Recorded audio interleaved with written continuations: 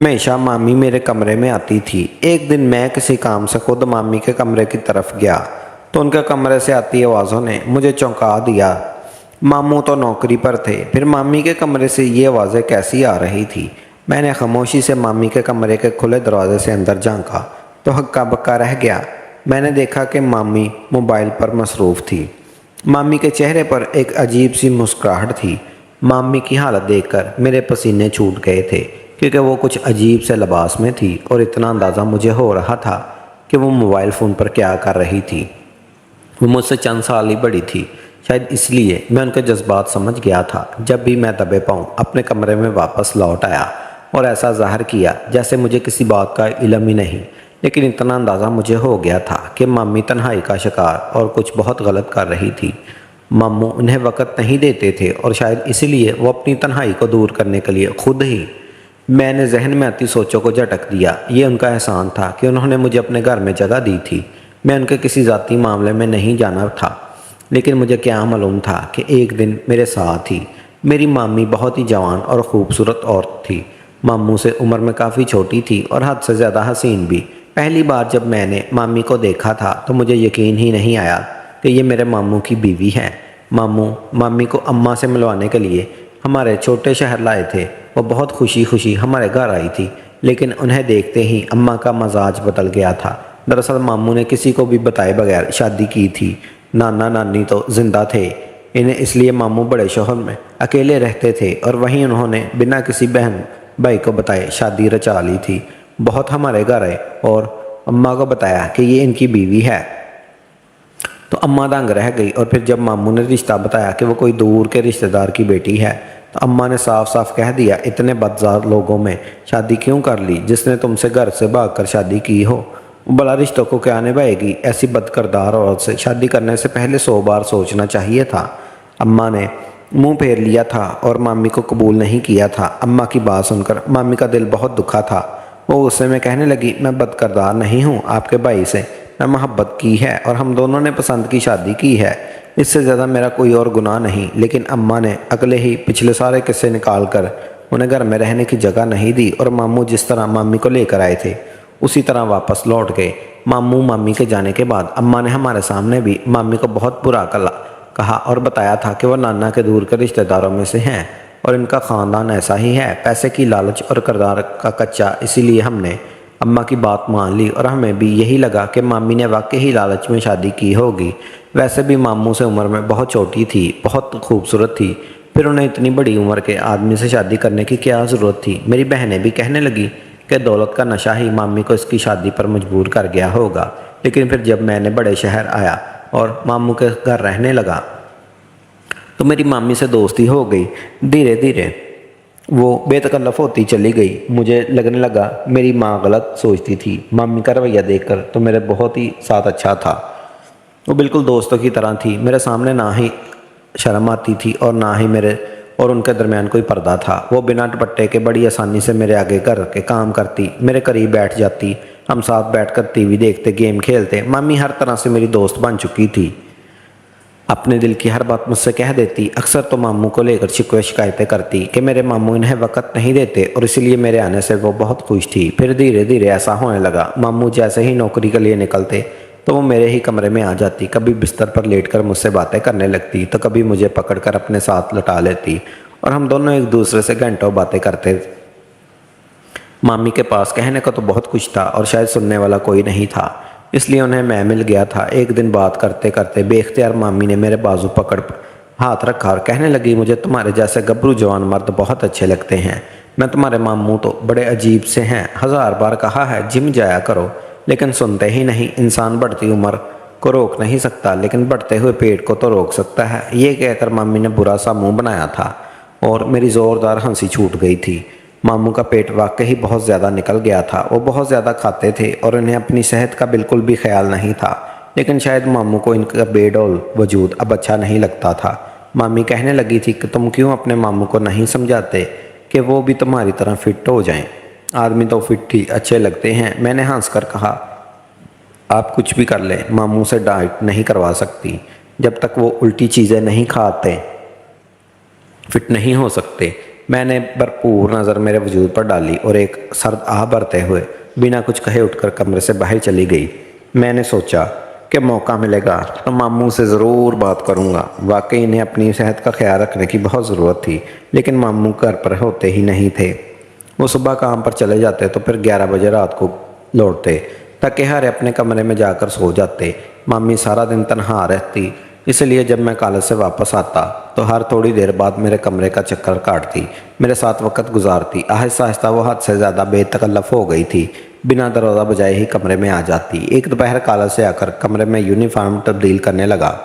मैंने शर्ट उतार कर बेड पर डाली और रुमाली खोल कर खड़ा हो गया ताकि दूसरी शर्ट निकालूं और शावर लेने जाऊं। मगर इतने में मामी तेज़ी से मेरे कमरे में दाखिल हुई और उनकी नज़र जैसे ही मेरे वजूद पर पड़ी तो कितनी ही देर वो मुझे तकती रही और मैं पूछा, मम्मी क्या हुआ? वो मुस्कुराती हुई चंद कदम का फासला तय कर मेरे करीब आई और कहने लगी, आदल मुझे तुम्हारी ज़रूरत है। उनकी बात सुनकर मैंने कहा, जी मम्मी बताएं क्या काम है। मामी ने मेरे कंधे पर हाथ रखा, एक कदम और बढ़ाकर मेरे और करीब आई और कहने लगी, जो मैं कहूँगी वो तुम्हें करना होगा। मेरे वजूद पर रखा उनका हाथ मुझे बेचैन कर रहा था। मैंने फ़ौरन कहा, जी मम्मी आप हुक्म करें। मम्मी ने अपना दुपट्टा उतार कर ज़मीन पर फेंका और ऐसी बात कही कि मेरे होश उड़ गए। कहने लगी, बस जल्दी से, मेरा नाम आदल है। मैं एक छोटे से शहर से बड़े शहर में आया था ताकि पढ़ लिख कर किसी काबिल बन जाऊं और अपने घर वालों का सहारा बनूं। इस दूसरे शहर में सिर्फ मेरे मामू रहते थे, लेकिन मामी की वजह से उनके घर की बजाय हॉस्टल का इंतखाब किया। दरअसल मेरी मामी बड़ी अजीब औरत थी। सारे ख़ानदान में उनकी किसी से ना बनती थी। हर किसी से लड़ाई झगड़े करके उन्होंने तल्ला ख़त्म किया हुआ था। लेकिन जब मैं पढ़ाई के लिए बड़े शहर आया और मामी ने पहली बार मुझे देखा तो कहने लगी, तुम्हें हॉस्टल में रहने की क्या ज़रूरत, तुम हमारे साथ हमारे घर रहो। मामी की बात पर मैं हैरान रह गया क्योंकि उनकी तो मेरी माँ से बिल्कुल नहीं बनती थी। मामू भी मामी की बात सुनकर हैरान हुए। वो भी मामी की फितरत से अच्छी तरह वाकिफ़ थे और इसलिए उन्होंने खुद से मुझे अपने घर आने की दावत नहीं दी थी। मामी की बात पर कुछ हिचकिचाया और फिर मैंने मना कर दिया कि मैं हॉस्टल में ही ठीक हूँ। लेकिन मामी ने बेतकल्लफ़ी का इजहार किया। कहने लगी, मैं इतनी बुरी भी नहीं हूँ जितना तुम ख़ानदान वालों ने समझ लिया है। तुम्हारी माँ मुझे 2 बातें सुनाती हैं तो मैं भी आगे से 4 बातें कह देती हूँ, लेकिन इसका मतलब ये नहीं कि मुझे रिश्ते निभाने नहीं आते। ये तुम्हारे मामू का घर है तो मामू के घर होते हुए तुम्हें हॉस्टल में रहोगे, भला अच्छा लगेगा। अब तुम्हें दोबारा हॉस्टल जाने की ज़रूरत नहीं। मैं जो बस खड़े खड़े मामू को सलाम करने के लिए हॉस्टल से उनके घर पहुँचा था, मामी को इस वक़्त पर हैरान रह गया। वो मुस्कुरा कर कहने लगी, जाओ जाकर अपना सामान हॉस्टल से लेकर आओ, मैं तुम्हारी पसंद का खाना बनाती हूँ। फिर मामू से कहने लगी कि ऊपर वाला कमरा साफ़ कर दो और अब बादल यहीं रहेगा। ये सुनकर मामू भी खुश हो गए और मैं भी हॉस्टल का ख़र्चा बच जाएगा, साथ ही घर के खाने वगैरह का इंतज़ाम ही हो जाएगा, क्योंकि पिछले 4 दिन से मैं बाहर का खाना खाकर तंग आ चुका था। 4 साल में कैसे गुजार सकता था। मैंने भी ज़्यादा पसो पेश ना की और जल्दी से मामी की बात पर फ़ौरन से हामी भरी और अपना सामान लेने के लिए हॉस्टल चला गया। सामान उठाकर मैं अपनी माँ को फ़ोन लगाया और बताया कि मामी ने मुझे अपने घर रहने के लिए बुला लिया है और अब हॉस्टल में से मामू के घर शिफ्ट हो रहा हूँ। यह सुनकर मेरी माँ हैरान हुई। कहने लगी, चलो उस औरत को कुछ तो ख़ानदान का ख्याल आया। मैंने अम्मा से कहा, मामी तो इतनी भी बुरी नहीं जितना आप लोग समझते हैं। मेरी बात सुनकर अम्मा कहने लगी, बस बस ज़्यादा मामी का चमचा मत बन, तेरी मामी को तो मैं अच्छी तरह जानती हूँ। मेरे कमाऊ पुत भाई को फंसाकर उसने अपनी ज़िंदगी संवार ली और वो इसका ख़ानदान कैसा है सब जानते हैं, बस तेरे मामू को नज़र नहीं आता। अम्मा की बात सुनकर मैंने फ़ोन बंद कर दिया और दिल में सोचने लगा कि औरतों के आपस में मसले कभी ख़त्म नहीं होते। कोई औरत किसी दूसरी औरत को अच्छा समझ ही नहीं सकती। और फिर मैं अपना सामान उठाकर मामी के घर पहुंच गया।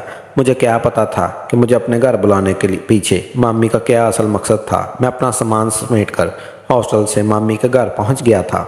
मामी ने मेरी पसंद का खाना तैयार किया था। उस रात काफ़ी देर थी। मैं मामू बैठकर बातें करते रहे। वो अपनी बीवी सकीना की खूब तारीफ़ें कर रहे थे और मुझे ये देखकर खुशी हुई थी कि वो दोनों मियाँ बीवी एक दूसरे के साथ काफ़ी खुश थे। फिर अगले दिन मामू दफ्तर चले गए और इत्तेफाकन मेरी कॉलेज की छुट्टी आ गई। मैं सुबह 11 बजे उठकर अपने कमरे से निकला तो मामी घर पर सफाई कर रही थी। बिना दुपट्टे के वो झाड़ू पोंछे में मसरूफ़ थी। मैं पहली बार मामी को गौर से देखा। वो बहुत खूबसूरत थी। गोरी चिट्टी, लंबे सतून आँख, उनके माथे पर आता पसीना उनके वजूद में उतर रहा था। वो बहुत तेज़ी से अपने हाथ चला रही थी। मुझे देखकर कहने लगी, आदल नाश्ता करोगे? तुम्हारे लिए नाश्ता बनाऊं मैं? मैंने कहा नहीं मामी, आपको तकलीफ़ करने की ज़रूरत नहीं। वो झाड़ू छोड़कर मेरे करीब आई और कहने लगी कि क्या तुम अपनी माँ की तरह मुझे गैर समझते हो? मैंने कहा नहीं तो मामी। जल्दी से मेरा हाथ पकड़ लिया और मुझे अपने साथ सोफ़े पर बिठा दिया। कहने लगी ख़ानदान वाले मुझे बहुत गलत समझते थे, लेकिन मैं इतनी बुरी नहीं हूँ। मैंने तुम्हारे मामू ने पसंद की शादी ज़रूर की है, लेकिन इसका मतलब ये तो नहीं कि मैं गर्भ बसाने वाली औरत नहीं। तुम्हारे माँ बार बार मुझे यही कहती है कि मैं गर्भ बसाने वालों में नहीं हूँ। बस इसीलिए मैं उनसे दो चार बातें गुस्से में कह देती हूँ। तुम इन बातों को अपने दिल से ना लगाना। मामी चाहती थी कि अपने दिल को साफ करके उनके घर में रहूं, इसीलिए मैंने उन्हें यकीन दिलाया कि मुझे माजी की कोई बात याद नहीं और ना ही मैंने अपनी माँ की या उनकी किसी लड़ाई को याद रखना चाहता हूँ। यह सुनकर मामी खुश हो गई और फिर कहने लगी चलो मेरे साथ बावर्ची खाने में, हम दोनों मिलकर नाश्ता बनाते हैं। मैंने भी नाश्ता नहीं किया। मामी ने मेरे होते हुए भी दुपट्टा नहीं पहना था, बल्कि वो मुझे लेकर बावर्ची खाने में चली गई थी। साथ साथ मुझे कुछ काम कहती जाती और ख़ुद भी हाथ चलाती जाती। थोड़ी ही देर बाद हम दोनों बैठकर नाश्ता कर रहे थे। मामी बेतकल्लफ अंदाज में। मुझे अच्छा लगा था। कम से कम हॉस्टल की ज़िंदगी से मामू के घर में रहना ज़्यादा आसान और अच्छा था। लेकिन फिर धीरे धीरे मुझे एहसास हुआ कि मामी बहुत ज़्यादा तनहा है। मामू सारा दिन दफ्तर में होते और मामी घर के कामकाज करने में बाद खामोशी से घर के किसी कोने में बैठ जाती। कई बार तो मैंने इन्हें आंसू बहाते भी देखा था। बहुत पूछने पर उन्होंने बताया कि वो खुद को अकेला महसूस करती हैं। उन्होंने पसंद से मामू से घर से भागकर शादी की थी, लेकिन अब नहीं लगता है कि मामू की मोहब्बत पहले जैसी नहीं रही। वो अपने घर वालों को बहुत याद करती थी। मैंने मामी को समझाया कि मामू आज भी उनसे बहुत मोहब्बत करते हैं। फिर ख़ुद मामी के साथ ज़्यादा वक्त गुजारना लगा। जब बेतकल्फ़ी बढ़ी तो मामी बार बार कमरे में आ जाती, मेरे साथ बैठकर वक्त गुजारती और मैं भी खुश हो जाता। लेकिन फिर मामी ने मेरे बिस्तर पर लेटना शुरू कर दिया। अक्सर तो वो अपने नाइट ड्रेस में मेरे साथ में आ जाती और मैं भी उन्हें शर्मिंदगी ना होती, बल्कि वो मेरे करीब ही बैठकर कोई मूवी लगा देती। कभी मुझसे पूछती कि तुम्हारी ज़िंदगी में कोई लड़की है तो बताओ, मैं तुम्हारी इससे शादी करवा दूँगी। तो कभी कहती मैं खुद तुम्हारे लिए लड़की पसंद करूँगी। फिर एक दिन कहने लगी तुम बहुत जवान मर्द हो और मुझे ऐसे ही मर्द अच्छे लगते हैं। वो खुद मुझे रोज़ाना दूध का गिलास ला कर देती और कहती कि हमेशा ऐसे ही रहना। फिर मैंने उसे महसूस किया कि मामी अपने मोबाइल फ़ोन में मसरूफ़ रहने लगी। अक्सर वो खामोशी से अपने कमरे में चली जाती और फिर उनके कमरे से आवाज़ें आने लगती। मैंने कभी मामी की जासूसी करने का सोचा भी नहीं था। इसलिए जब सेमेस्टर ख़त्म होने पर मुझे कॉलेज से कुछ दिनों की छुट्टियां मिली तो मैंने वापस अपने शहर जाने की ठान ली। लेकिन मामी ने मुझे जाने ना दिया, बल्कि ज़बरदस्ती मुझे रोक लिया। कहने लगी तुम्हारे जाने के बाद मैं तन्हा हो जाऊंगी, इसलिए तुम मत जाओ। और फिर उनकी खातर मैं रुक गया। हमारा सारा दिन घर से बाहर घूमने मामी बहुत करीब होकर मेरे साथ तस्वीरें बनाती और कहती तुम्हारे मामू को तो इन सब चीज़ों का शौक़ ही नहीं। वो मुझे लेकर शहर शॉपिंग मॉल की सैर करती और फिर जब हम थक कर वापस आते तो मामी भी मेरे ही कमरे में आ जाती। अब तो मुझे भी इस बात की इतनी आदत हो गई थी कि मुझे ये सब बुरा नहीं लगता था। अलबत्ता जब भी मैं अपनी माँ को फ़ोन करता तो वो कहती अपनी मामी से दूर रहा कर, वो अच्छी औरत नहीं। लेकिन अब मैं अपनी माँ की किसी बात की खातर नहीं रहता था। मुझे यकीन हो गया था कि अम्मा ये सब कुछ वाकई मामी की जलन में कहती हैं, क्योंकि मामी की नौकरी बहुत अच्छी थी। जब तक उनकी शादी नहीं हुई थी वो सब बहन भाइयों पर खर्च करते थे। शादी के बाद मामी के ही रह गए और शायद इसीलिए मेरी माँ को मामी से नफ़रत हो गई, वरना मुझे तो मामी में कोई बुराई नज़र नहीं आई।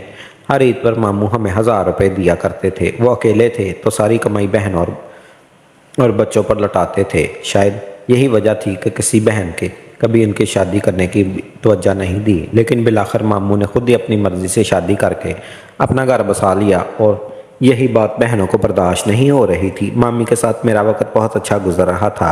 छुट्टियां भी बहुत तेज़ी से गुजर गई। माँ मुझे बुलाती रह गई, लेकिन मैं वापस ना गया। मैंने कह दिया यहाँ दोस्तों के साथ खुश हूँ। मैंने मामी के बारे में कोई बात नहीं की थी।